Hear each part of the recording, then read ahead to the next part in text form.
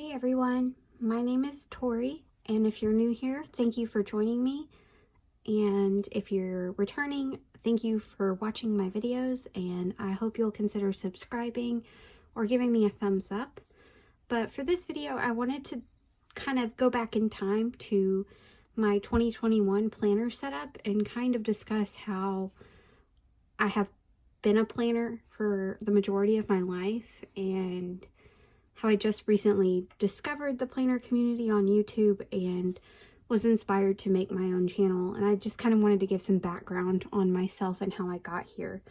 So I am, for this year, going to be using my Hobonichi Cousin, which is in this traveler style A5 cover. And I also have a work notebook in here, and I just carry this thing around. It's heavy. If I threw this at somebody, it could cause some damage, but I know that's a hang up for a lot of people. I also carry a lot of things in my backpack, and I don't carry this around. Like, I do transport it from home to work and stuff, but I don't carry this around frequently enough for it to be a problem for me to just put it in my backpack, commute to work, put my backpack down, and put it on my desk. It's really not that big a deal. Like, if I'm going on a social outing, I may put it in my backpack, but then I may keep my backpack in my car. So that's to give you some insight into what I'm using for 2023, but I also kind of wanted to talk about how I became a planner, because I started thinking about how I would talk about that as I was thinking about creating this video, and I realized it probably sounds kind of strange. Maybe not to some, like, maybe if you were an American school student, I don't know, every school is different in America, and it depends on whether you're public, private, like a homeschool, a charter school. Like, there's no standardized anything. Sorry, I just cracked my knuckles. I don't know why I did that.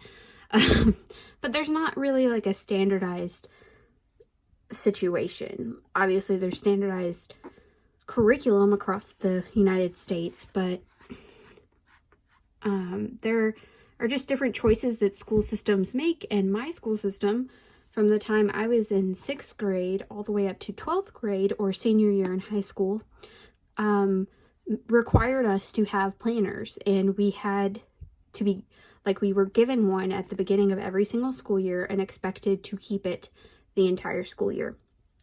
And in 6th grade through, like, in the middle school years, we were expected to use it to write down our homework, and our homeroom teachers would check our planners every week to make sure that we were, I guess, logging the information and writing down what we were doing. But as we got older, our planners were more of a hall pass, so there would be a log in the very back of the planner that had a place for your initials and like your reasons for being in the halls at that time. And you'd have to, like, if a faculty member or staff member came by and asked you why you were in the halls and you had your planner, you'd have to show them like what you were in the hallways for. And so that is kind of like how I became a planner in the first place. It was just always something that was expected of me, and it did help me out a lot. And I did get very into planning, and not a lot of people were like that in my school. They wrote down their stuff in their planners, but they weren't sitting in class decorating it like I was. Like, I distinctly remember buying some Bic markers, like felt tip markers. It was terrible for those planners. Like, the bleed through was something crazy, and I would draw squiggles around the boxes because it was like a weekly layout. And it was spiral bound. Like, in middle school, we would have a 8x5x11 large planner, and it would have like a holographic cover just to like make it real cool. But as we got older, we got an A5 planner, and it was still spiral bound, but I would decorate the whole front because it would just come with like our school's logo on it, and nobody cared about that. So I would like literally put stickers all over the front of it and cover up the entire front. And so mine was the only planner that looked like mine because I was decorating it that way. And I apologize if you can hear my dog in the background. He just jumped on the bed. So, but so like I said, it probably sounds weird to people who maybe weren't required to hold a planner in their school bag or anything like that, but that really legitimately was a part of my schooling and expected of me to use on a daily basis.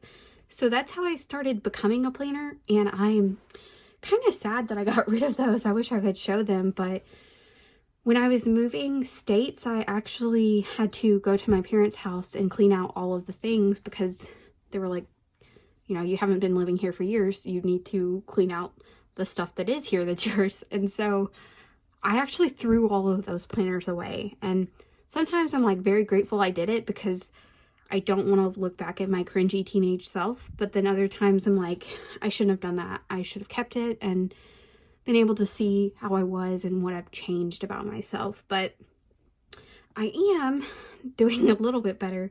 So like I said, I've thrown away a lot of planners. I keep them for a little bit and then I'll see them on the shelf one day and get very embarrassed. Like a very big wave of embarrassment comes over me of like, oh my gosh, what if somebody would ever find that? Like, I'm like, oh, it has to be destroyed. So I'm trying to get better, like I said. But so I actually found bullet journaling in 2020 during the pandemic when we were first sheltering in place, and I ordered some very basic bullet journaling supplies, and I think I've thrown that bullet journal away. It was not anything special. It was just a random bullet journal on Amazon, and it had very tragic paper. I knew nothing about GSM or anything. And the ultimate reason I slowly found out about the planner community over the years was because of Amanda Rach Lee's channel and Shada Campbell's channel and things like that. I just would kind of tiptoe into these spaces and then back out because I felt like I wasn't creative enough, or I wasn't able to create the kinds of planner spreads that they were, because looking back now, I can say, like, obviously you're not an artist like, that's not your job, so why would you put that pressure on yourself? But at the time, I kind of would like bullet journal, but it would not be cute aesthetic bullet journaling. Not that it has to be, it just has to work for you, right? So this was my planner system in 2021. I was using an Archer and Olive bullet journal, A5 size, and a Happy Planner for work, because my thought was I struggled really hard with work-life boundaries in 2020 because I had to work from home, and I also was guilty of working so much to kind of avoid the fact that we were going through a worldwide pandemic. Like, I buried myself in my work. And so in 2021, I was trying to like climb out of that hole of everything melded together, and I would be stressed no matter where I was at or what I was doing in any time of day. So I think splitting this up gave me a big mental cue to start splitting up my life and my home, like my personal life and my work life. And you'll see here, like in my weekly plans in my Hobonichi, like my Hobonichi is my one planner I'm using for this whole year. And I use my work and my personal life stuff in it because I don't actually need a full planner for my work. Like, I need a planner that has a to-do list capability and a monthly view for my work. Weeklies are great and they are very helpful. And now that I'm using the Hobonichi, I really, really appreciate a weekly view. But at the end of the day, for my workplace, I very much am using a monthly calendar to plan in advance and to plan for the following year. Like, I will plan for a year ahead sometimes. And so I'm not using a weekly spread as much as I am a monthly spread just for my work, because it's not really what I'm doing. So you'll find that in this happy planner, like a lot of the weeks are blank because there'd be days where I just didn't need to use a daily page or a weekly view. Whereas my bullet journal was more of a personal planner, and that's where the daily and the weeklies really shine for me. And so I am a little bit more like in a better space with my work-life balance. So that's why I'm comfortable using the Hobonichi for all of it. But this year I just really needed a physical reminder that these two things needed to be separate. So I do have to say, like, I love the Archer and Olive bullet journals, and I definitely want to purchase another one. I am currently using 2 reading planners, like reading journals, I guess. I have an A5 rings that I was planning in at the mid last year to the beginning of this year, but it was just not, it was not planner piece. So I transitioned that into a reference planner and a reading journal planner. And I can show that if anybody's interested, or I just may make that video anyways. I don't know. But that's kind of like off to the side, and I don't reference those every single day, and they're just for joyful planning. They're not anything I have to keep updated. They're solely there just because when I'm bored and I want to like plan things, but I have already planned everything out, like that's what it's for. So like I said, I was always in a spiral bound planner pretty much my entire schooling life. Even in college, I would keep a spiral bound planner just to keep up with assignments and things like that. And so I decided to maintain the bullet journaling for personal life in 2021 because I did enjoy what I did do in 2020. But I went back to kind of like a spiral happy planner for work because, again, like I've said, I needed that physical separation. But I know this may be very controversial to some. I am not a happy planner lover. I don't like discs. I think they're highly obnoxious. This is a huge turnoff for me. I don't like a spiral that takes up the stage of the planner. Like, what is your eye drawn to when you look at a happy planner? Usually it's the discs because they're either a cool color or, you know, they're a metallic color that really sets the planner apart, but they're so obtrusive to me, and I don't like it. Essentially, I bought this at Michael's because it's what Michael's had at the time. And so I know that may be turning some people off, but I don't like the discs. And so this is kind of what my 2021 looked like at work. Like, I didn't use the yearly view. I did have some notes at the very beginning, but again, this, like, I will not reference a monthly notes page. If I have notes, I'm gonna probably reference it in a week or a day. Like, it's just not going to occur to me to go back to this page, and it never did. And then again, the monthlies. So this is what I was really using this planner for, was to write out like what specific days and work I needed to know we were closed in, and like what specific kinds of programs were coming up and that I needed to have on my radar. And I would try to do a weekly, but really I would use this tasks list the most. It was just a running task list of everything I needed to get done in the week. And I felt like this was not enough space in the daily section to write that list out. And I do migrate a lot of times. Like, I will be migrating for 2 weeks before I get something done, but I still need that frequency of seeing a task that I still haven't completed. So, for example, like, I would try it, but it would just not be what I needed. And so I just ended up doing highlights on the dailies, and then heavily utilizing the task list. So like that is one thing on that page. And so again, like even the monthlies, while I am a monthly planner, this just it wasn't functional enough for me, I don't think. And I was consistently just using this whole planner for the weekly task list. So I guess in a sense I do use a weekly spread for work, but it was really just, let me fill out that to-do list.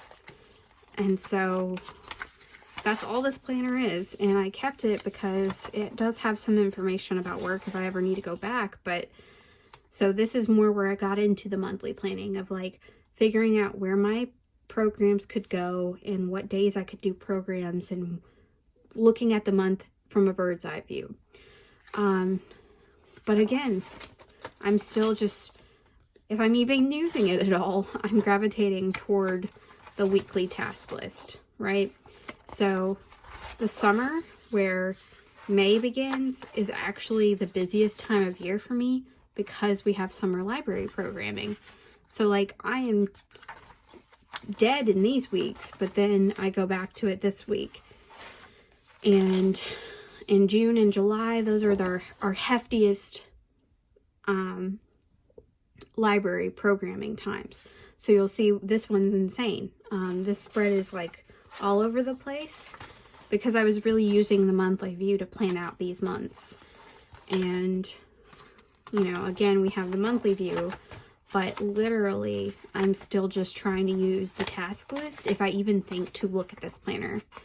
So I would just plan out my month and then drop it, essentially. Like maybe I'd go in if I felt very unorganized for the week and try to use that task list, but it's the same thing every time. So I have a monthly and maybe I'm going to the task list, but I mean, there are weeks where I don't use it at all.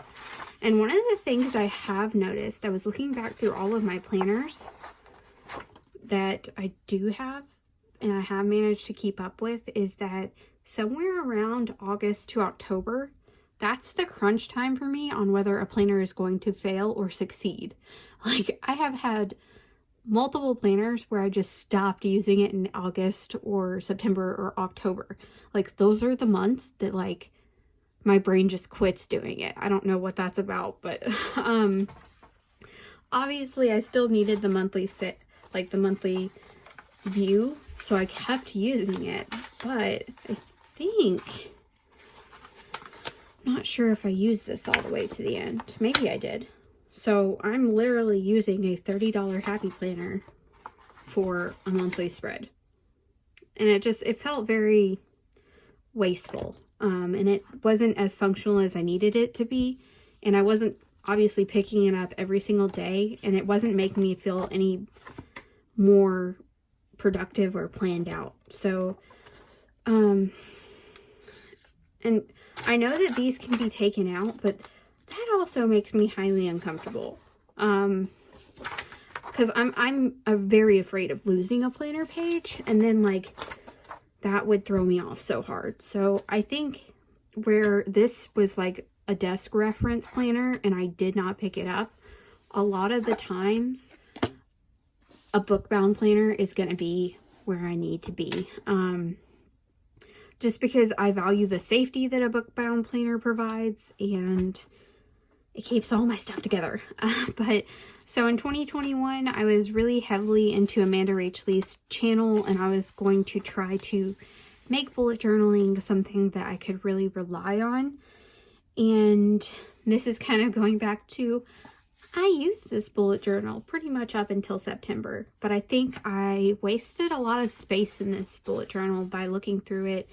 So I was following Amanda Rachlee's kind of spreads at the time, and she did do this kind of reverse Dutch door or file system, I'm not sure, but for her future log that I did as well. And then I did goals, and I obviously didn't use that the way I intended to. And I mean, yeah, I got to February on my pictures. That's it for those pictures. A whole double page spread for January, and then like another double page spread for the month. And it just, I don't know. I don't think it was as functional as I needed it to be. And a lot of this is just me doing personal memory keeping and tracking here. It's not even actual planning, to be honest. It's like a log of the day. So while I really enjoyed it, I just don't think that it was something that I could maintain, because at the end of the day, it got to a point where it felt like a task to set up a spread. And it felt like it was very time consuming. And for all the time I was putting into it, the payoff was not equal to what I was getting back out of it, if that makes any sense. So I did manage to get all the way up to June, July, September. And you know, like, things changed. I tried some collage, but I didn't even fill this week out. Like, I spent so much time on that and no time on this.